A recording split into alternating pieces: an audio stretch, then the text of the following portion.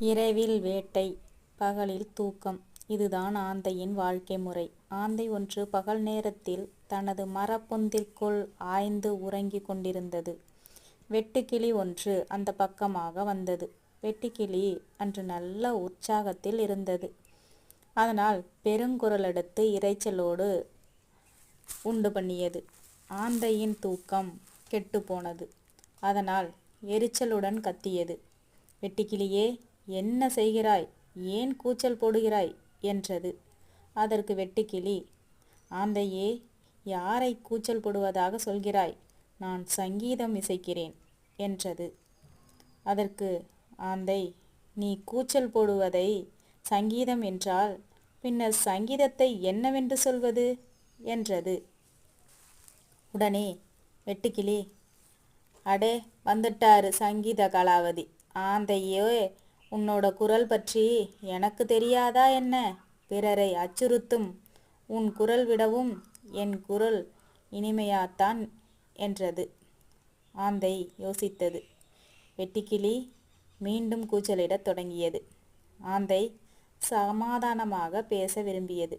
வெட்டுக்கிளியே, உன் சங்கீதத்தை நானும் ரசிக்கவே செய்கிறேன். ஆனால் பிறரை வருத்தி ஒரு சந்தோஷம் தேவையா என கேட்டது. ஆந்தையே, நீ எப்போது நல்லவனாக மாறினாய்? உனக்கு பகலில் கண் தெரியாது. அதனால் உன் மரப்பொந்துக்குள்ளேயே அடைந்து கிடக்கிறாய். இதில் நல்லவன் போல் நடிக்கவும் செய்கிறாய். உன் வேலையை பார்த்தால் போதும் என்று சொல்லிவிட்டு மீண்டும் இரைச்சலிட்டது. இனி வெட்டுக்கிளியை வஞ்சத்தால் மட்டுமே வீழ்த்த முடியும் என்று நினைத்தது ஆந்தை. வெட்டுக்கிளியே, உன் குரல் இனிமை நானும் புரிந்து கொண்டேன். மேலும் உன் குரல் இனிமையாக என்னிடம் ஒரு மூலிகை உள்ளது என்றது ஆந்தை. அலங்கார பேச்சில் வெட்டுக்கிளி மயங்கியது. ஆந்தையே, நிஜமாகத்தான் சொல்கிறாயா என்றது. ஆமாம், மூலிகையை மட்டும் உண்டால் இன்னிசைக்கு எச்சரியே நடத்தலாம் என்று மேலும் ஆசை ஊட்டியது ஆந்தை. வெட்டுக்கிளி ஆர்வத்துடன் கேட்டது. அந்த மூலிகைச்சாறு எங்கே உள்ளது? நான் தங்கியிருக்கும் மரப்பொந்தில்தான் உள்ளது. வா, தருகிறேன் என்றது ஆந்தை. வெட்டுக்கிளி தன் நிலை மறந்து விரைந்து ஆந்தையிடம் சென்றது. ஆந்தை இதற்குத்தானே காத்திருந்தது.